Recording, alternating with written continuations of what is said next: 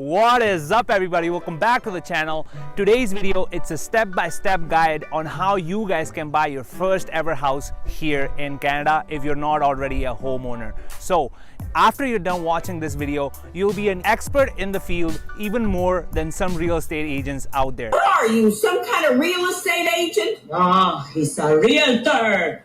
There is a difference somehow. So let's get into the video and help you find the perfect house. All right, you guys, so let's get this video started. The step one of the home buying process, it is the down payment. Before I get into the down payment, I broke down this video into 9 different steps to help you guys follow along the process, so stay tuned. For the down payment, most Canadians or permanent resident holders can pay 5% down for their prospective homes. However, for international students and work permit holders, that is not the case. They will have to put at least 35% down. When you're putting 5% down on a home, you actually have to incur CMHC fees. CMHC will actually total up the 20%, but you'll just be putting 5%. CMHC will insure the other 15%, and that amount is going to be added to your original mortgage. Step 2, guys, it is the mortgage pre-approval. This is by far the most important part of the whole home buying process, because it is here that your mortgage advisor is going to let you know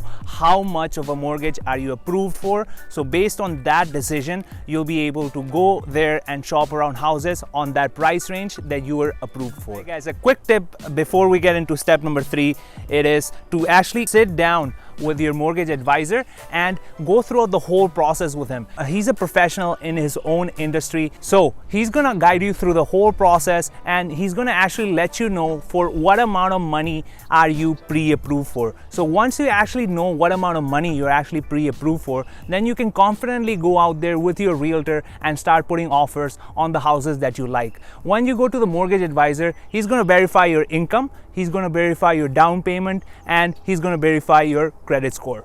Okay guys, so step number 3 is actually differentiating what are your wants and what are your needs. So what are the must that you must have in your home? So meaning what are your needs and what are your wants? So basically what are the kind of things that you actually would like to have in your house, but if they're not there, you wouldn't be so displeased about it. If your needs are you must have a 3-bedroom, you must have 2 washrooms, you must have a basement, so actually write that down. So that is going to be helpful after once we start talking to the realtor and we go actually looking for those houses.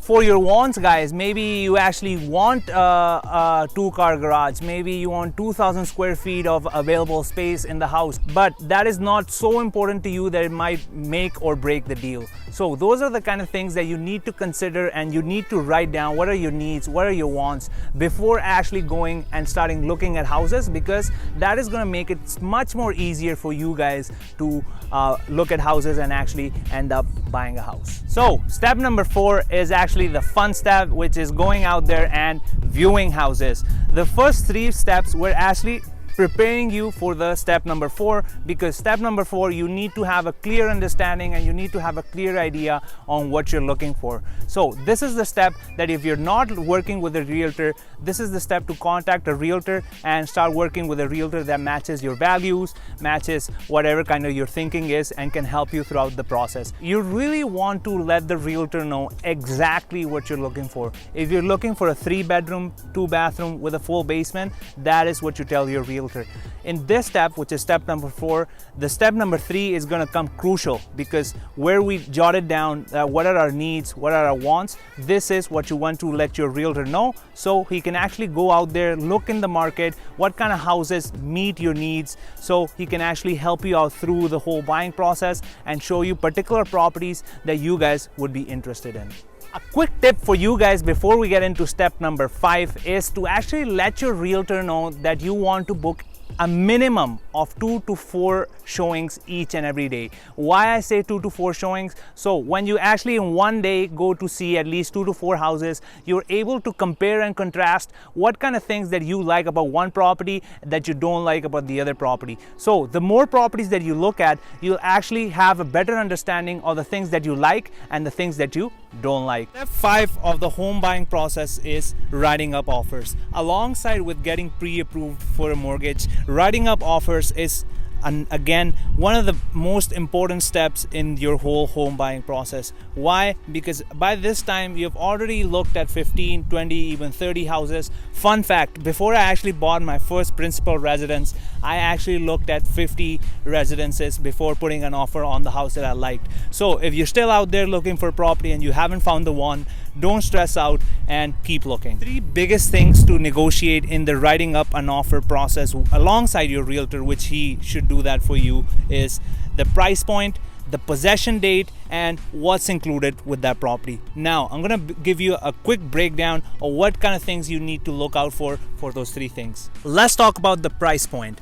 The first and main thing to negotiate, it is the price point. So as you've looked at over 15, 20 houses in the particular neighborhood that you actually want to live in, now you have a clear understanding and a clear idea on what kind of price range are those houses in that particular neighborhood. So if you think that a particular house it's overpriced, I would say don't shy away of putting a more aggressive offer. Here is where having a great realtor and a great partner in the whole home buying process is going to be crucial for you to actually lock up that deal. So after the price point, the next 2 things to negotiate on is the possession date as well as what's included in the house. In the possession date, for you guys that don't know, possession is when the seller will give you the house and you can actually move into the house. So if the seller is saying maybe you can take possession for the house after 6 months and that doesn't really work for you because you want to move in right away, you have to talk to your realtor and tell him that this would not work, so we can put an earlier move-in date. And number 3 to negotiate on, as I said, is what's included in the house.